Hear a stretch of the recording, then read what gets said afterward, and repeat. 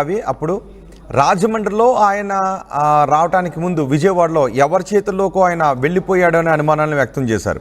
విజయవాడలోనే ఏదో జరిగింది, విజయవాడలో చీకటి పడుతున్న సమయంలోనే. మరి రామవరపాడు రింగ్ రోడ్డు దగ్గర కనిపించింది కూడా పాస్టర్ ప్రవీణ్ పగడాల కాదు అని చెప్తున్నారు. అప్పుడు సుమారు 5 గంటల సమయం అవుతుంది. ఆ తర్వాత ఆయన 8 గంటల వరకు అక్కడ ఉండి ప్రవీణ్ పగడాలుగా చెప్పబడుతున్న వ్యక్తి అక్కడ నుంచి బయలుదేరారని. సో ఇప్పుడు మనకి రాజ్ బోడా ఉన్నారు అమెరికా నుంచి. ఆయన దగ్గర చాలా ఇన్పుట్స్ ఉన్నాయని చెప్తున్నారు. రాజ్ బోడా గారు, నా మాట ఇప్పుడు వినిపిస్తుందండి? I cannot see you, but Mimani, I cannot see you. I can hear better voice than before. PCR? Okay okay, నా మాట వినిపిస్తుంది కదా? నేను కనిపించకపోయినా పర్వాలేదు, నా మాట వినిపిస్తుంది కదా? మీ మాట అయితే బెటర్, ఇంతకు ముందు కంటే బెటర్ ఉంది. Fine, okay. ఏంటి విజయవాడలో ఏం కుట్ర జరిగింది మీ దగ్గర ఉన్న ఆధారాల ప్రకారం? నాకున్న సమాచారం మేరకైతే ఇది విజయవాడలో కిడ్నాప్ చేయబడ్డాడు. Kidnap in Vijayawada. Total 7 attack చేశారు. 7 people అటాక్. ఓకే. ఇప్పుడు వస్తుంది. One of them took his bike. అందులో 7 ఒక అతను ఆ బైక్ తీసుకున్నాడు. తర్వాత లేటర్ దే అన్రెస్ట్ హిమ్.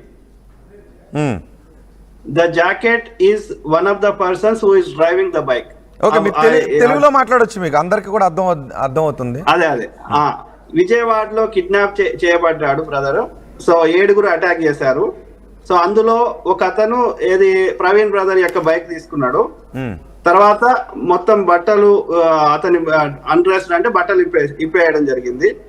ఆ జాకెట్ అనేది ఏది అందులో 7 ఒక అతను ప్రవీణ్ బ్రదర్ యొక్క జాకెట్ తీసుకున్నాడు. తర్వాత ప్రవీణ్ బ్రదర్ కి పాయిజనస్ ఇంజెక్షన్ అంటే విషంతో కూడినటువంటి ఇంజెక్షన్ ఇవ్వడం జరిగింది. తర్వాత ఆయన గొంతులోకి ఆల్కహాల్ మద్యం పోసారు. సో తర్వాత అతన్ని చంపేశారు. సో ఆ తర్వాత కొవ్వూరు టోల్ గేట్ దగ్గర తీసుకొచ్చారు. ఆ జాకెట్ మళ్ళీ అతనికి శరీరం మీద వేసి అక్కడ శరీరాన్ని రోడ్డు పక్కకి నిలబెట్టారు. సో అట్లనే ఆ బైక్ ని ఆయన మీద పెట్టారు. అది యాక్సిడెంట్ లా క్రియేట్ చేసే ప్రయత్నం చేశారు. ఇది మనకు వచ్చిన సమాచారం.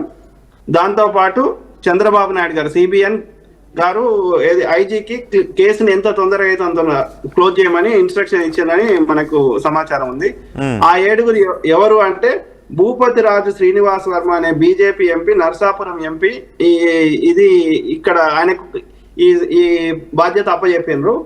సో అందులో దీని వెనకాల ఉన్న మాస్టర్ మైండ్స్ ఎవరంటే చిన్నజీఆర్ స్వామి, అమిత్ షా, భూపతి రాజు శ్రీనివాస్ వర్మ అనేది నాకు వచ్చిన సమాచారం. దే విచ్ క్రాఫ్ట్ అంటే క్షుద్ర పూజలు లేదా చేతపడి చేసి అతన్ని చంపడం జరిగింది. నాకు ఇంకా వేరే సోర్సెస్ ద్వారా వచ్చిన ఇన్ఫర్మేషన్ కూడా అతని యొక్క తొడ మీద కట్ చేయడం కానీ ప్రైవేట్ పార్ట్స్ కట్ చేయడం కూడా చేసిండ్రు అనేది పోస్ట్ మార్టం రిపోర్ట్ లో కూడా ఉంది. కాకపోతే ఆ రిపోర్ట్ బయటకు వస్తుందా లేదా అనేది అది వేరే ముచ్చట. సో అట్లనే కాంట్రాక్టర్ సుపారి గ్యాంగ్ ప్రవీణ్ బ్రదర్ యొక్క ఫోన్ తీసుకున్నారు. ఆ ఫోన్లకి వెళ్ళి డబ్బులు 6,20,00,000 ట్రాన్స్ఫర్ చేసుకున్నారు. ఎక్కడికి పోయినాయి అంటే ఒరిస్సా, ఛత్తీస్గఢ్, రాయ్గఢ్ 8తో ఎండ్ అయ్యే అకౌంట్ నంబర్లకు పోయినాయి అనేది నాకున్న సమాచారం. అట్లనే ఆ కాంట్రాక్ట్ కిల్లర్స్ 3 వాహనాలను రెంట్కి తీసుకున్నారు. వైట్ కార్ సుజుకి స్విఫ్ట్, 2 ట్రక్కులు. ఈ ట్రక్కులని సికింద్రాబాద్ పరిసర ప్రాంతాల్లో తీసుకున్నారనేది నాకు వచ్చిన సమాచారం. ఇది మొత్తం హ్యాండిల్ చేసింది భూపతి రాజు శ్రీనివాస్ వర్మ. 2 కత్తులు తీసుకున్నారా? 2 ట్రక్కులు, ఒక Swift car, white car Suzuki Swift. 3 కార్లు, ఒక కారు, 2 ట్రక్కులు. ఓకే. సో అట్లనే ఆ యొక్క they brought 2 vacant up to Vijayawada దాకా ఆ 2 ట్రక్లని ఖాళీగా తెచ్చారు. ప్రవీణ్ బ్రదర్ యొక్క బాడీని మాత్రం సుజుకి స్విఫ్ట్ లో ఉంచారు. ఆ తర్వాత ప్రవీణ్ బ్రదర్ వెహికల్ ని ఆ ట్రక్ లో ఉంచారు. రెంట్ గా 5 లక్షలు ఆ యొక్క రెంట్ గా ఇచ్చారు ఆ 3 వాహనాలకి అనేది మనకున్న సమాచారం. ఓకే, ఎవరు 7 కాంట్రాక్ట్ కిల్లర్స్ అంటే సుపారి గ్యాంగ్. 7 అని మీకు ఎలా తెలుసు? ఇవన్నీ చెప్పిన వాళ్ళు మనకు ఆ ముచ్చట కూడా చెప్తా మరి అంటే దాచుకోవడానికి ఏమి డిబ్బీలో వేసుకునే డబ్బులు కాదు కదండి. ఒక మర్డర్ కేసుకు సంబంధించి 7 ఉన్నారు, 2 ట్రక్కులు తీసుకున్నారు, ఒక స్విఫ్ట్ కార్ తీసుకున్నారు, వెంబడించారు, ఇన్ని డీటెయిల్స్ ఉన్నప్పుడు ఇది దాచుకోవటానికి లేకపోతే మనం మైండ్లోనే ఉంచుకోవడానికి కాదు కదా, ఒక కేసు ఇన్వెస్టిగేషన్కి సంబంధించింది కదా. అంటే మీరు ఇందులో చాలా విషయాలు చెప్పారు. 6 ఉన్నారు, అందులో బట్టలు విప్పారు, ఒకరు ఆయన షర్ట్ వేసుకున్నారు, ఆ తర్వాత ఏ ట్రక్కులో ఎప్పుడు పెట్టారు, మత్తు ఇంజక్షన్ ఎక్కడ ఇచ్చారు అని. సో ఇంత చూసినట్టుగా చెప్తున్నారు కదా, ఎవరు ఇది చెప్పింది ఎవరు? అది అది అది వాళ్ళని మనము బయట తీసుకురాలి కదా. అంటే నేరస్తులు మీరు దాస్తారా? మీకు తెలుసుండే వాళ్ళని చెప్పను అని అంటే లేదు, మనకి నేరస్తులను దాస్తున్నది ప్రభుత్వం, వాళ్ళు రిలీజ్ చేయాలి వాస్తవాలు. నో అది కాదు. ఓకే, ఇన్ని డౌట్స్ మీ దగ్గర ఉన్నాయి, ఇన్ని డౌట్స్ కాదు, ఇన్ని ఆధారాలు మీ దగ్గర ఉన్నాయన్నప్పుడు ఆ చెప్పిన వ్యక్తి మీకు చెప్పిన వ్యక్తి ఒక పెద్ద కట్టుకథ అయిన అల్లుండి ఉండాలా, లేకపోతే మీకు చెప్పినటువంటి వ్యక్తి ఆ 7గురితో పాటు 8వ ఓడైనా ఇన్ని ఉండాలా?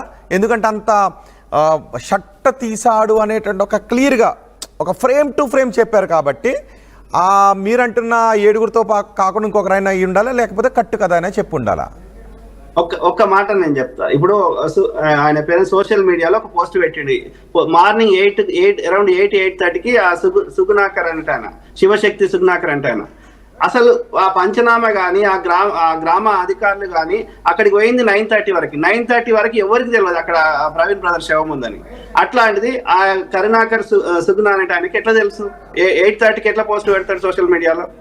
అట్లనే ఈయన తాగి చచ్చిపోయిందని, యాక్సిడెంట్ అయిందని ఎవరు ఒక కంక్లూజన్ రాకముందే ఓకే దానిపైన తీసుకుందాం. ఒకవేళ మీరు కనుక నిజంగా 8:30కి పోస్ట్ పెట్టుండుంటే కరుణాకర్ సుగుణ, ఆ వార్త 9:30 కంటే బిఫోర్ 8 కంటే బిఫోర్ ఎవరికీ తెలియలేదు, కానీ పోస్ట్ మార్టం 8కే పెట్టాడు అని అంటే ఓకే, దాన్ని అనుమానిద్దాం, దానిపైన వివరణ తీసుకుందాం. ఖచ్చితంగా ఆ పాయింట్ను వదలొద్దు.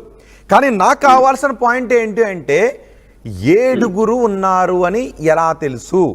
7 బట్టలు విప్పారు అని ఎలా తెలిసింది? ఎవరు చూశారు? ఆయన బట్టలు విప్పడం దగ్గర నుంచి ఆయనకు మత్తు ఇంజక్షన్ ఇవ్వడం వరకు, మత్తు ఇంజక్షన్ ఇచ్చారా లేదనేది పోస్ట్ మార్టం రిపోర్ట్లోనే రావాలి. కానీ మత్తు ఇంజక్షన్ ఇచ్చారు, బట్టలు విప్పారు, ఆ 7గురిలో ఒక వ్యక్తి వేసుకున్నాడు అని చెప్తున్నారు. ఈ ఫ్రేమ్ వరకు మనం కన్ఫైన్ అవుదాం, ఇక్కడ కొంత క్లారిటీ తీసుకుందాం. సో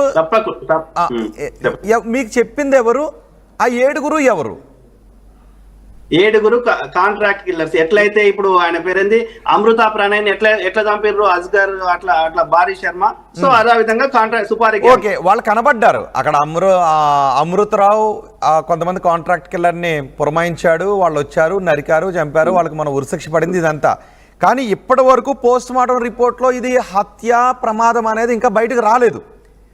సో ఇంకా నో ఓకే, వస్తుందో లేదో చూద్దాం, ఎందుకంటే మాకు కూడా అనుమానాలు ఉన్నాయి కాబట్టి వస్తుందో లేదో చూద్దాం, ఎందుకు ఇవ్వట్లేదో కూడా అడుగుదాం. కానీ ఈ లోపు మీరు రివీల్ చేసేసారు మొత్తం ఇందులో ఉన్నటువంటి ఫ్యాక్ట్స్ ఇవి అని. 7 ఉన్నారు అని చెప్తున్నారు. ఆ 7 సమాచారం మీకు ఇచ్చింది ఎవరు? ఒకవేళ మీరు అమెరికాలో ఉండి 7 సమాచారం మీరు చెప్పకపోతే పాస్టర్ మరణానికి సంబంధించినటువంటి ఒక వాస్తవాన్ని దాస్తున్న కేసు మీపైకి వచ్చేటువంటి అవకాశం ఉంటుంది. బహుశా మీరు ఆ పాపం మూట కట్టుకునే అవకాశం ఉంటుందేమో. అది ఇంటర్నల్ గా బీజేపీ వాళ్ళ యొక్క అన్ని సోషల్ మీడియా అకౌంట్స్ లో ఇంటర్నల్ గా వాళ్ళు షేర్ చేసుకున్నారు.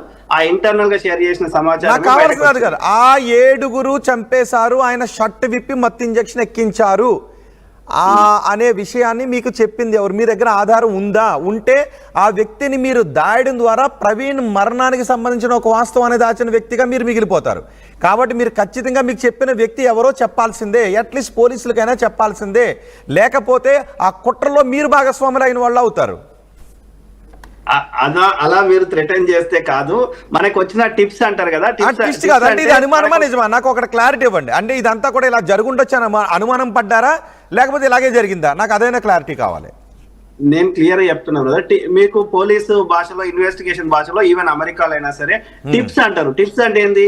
They get information from somewhere but they don't reveal. కానీ ఒక మర్డర్ కి సంబంధించినటువంటి ఇన్ఫర్మేషన్ ని మీరు ఇవ్వద్దు అంటే ఎవరికి ఇవ్వద్దు అంటే ఆయనకి థ్రెట్ ఉంటుంది కాబట్టి బయట వాళ్ళకి ఇవ్వద్దు, కానీ పోలీసులకు ఇవ్వాలి, కోర్టుకి ఇవ్వాలి. ఇన్వెస్టిగేషన్ ఏజెన్సీలకి మీ దగ్గర ఉన్నటువంటి ఒక కీలక సమాచారాన్ని మీరు ఇవ్వకుండా దాచిపెట్టి మీరేదో తేల్చండి అంటే ఎలా చెప్తారు? పోలీసులకైనా ఎవిడెన్సో ఇన్ఫర్మేషనో కావాలి కదా. మీ దగ్గర అంత క్లియర్ ఎవిడెన్స్ ఉన్నప్పుడు, ఫ్రేమ్ టు ఫ్రేమ్ మీ దగ్గర ఉన్నప్పుడు నేను ఇవ్వను అంటే ఎలా? చెప్తున్నా కదా, నాకు వచ్చిన సమాచారం చెప్తున్నా. వచ్చిన సోర్స్ ఓకే మీరు పంపించిన వ్యక్తి కూడా ఈ కుట్రలో భాగస్వాముడైన వ్యక్తి అప్పుడు, ఎందుకంటే అతను దగ్గరుండైనా చూసుండి ఉండాలా, లేకపోతే అతను ఇమాజిన్ చేసుకుని ఉండాలా? అతను దగ్గర నుంచి చూసాడా, ఇమాజిన్ చేసుకున్నాడా? లేదు, ఇప్పుడు